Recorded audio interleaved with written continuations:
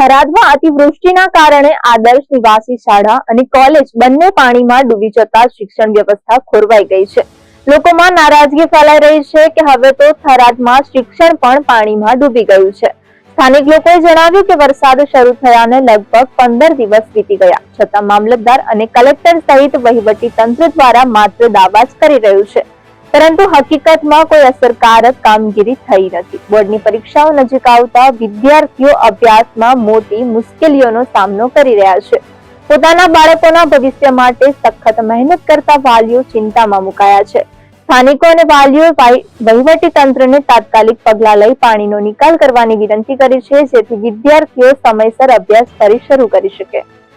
થરાદ આદર્શ નિવાસી સ્કૂલ અને કોલેજ હાલ દેખી શકો છો બંને પાણીમાં આવેલી છે, એટલે કહેવાનો મતલબ એવો છે કે થરાદનું શિક્ષણ, થરાદનું ભણતર પાણીમાં છે।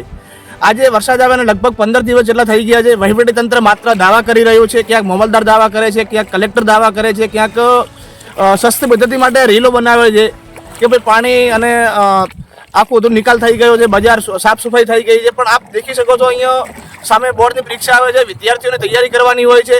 વિદ્યાર્થીઓને કેટલી તકલીફ પડે છે એ વાલીઓને ખબર હોય છે, કારણ કે એ બિચારા એમના પેટે પાટા બોધીને બાળકોને ભણાવતા હોય છે, પણ અહીંયા અત્યારે બાળકો કઈ રીતે ભણશે એ આપ ખરી નજરે દેખી શકો છો। એટલે મારી એક જ તંત્રને વિનંતી છે કે તાત્કાલિક ધોરણે અહીંયાથી જે કંઈ પાણીનો નિકાલ થાય અને બાળકોને વ્યવસ્થિત ભણવાની સગવડ થાય એવી મારી ખાસ વિનંતી છે।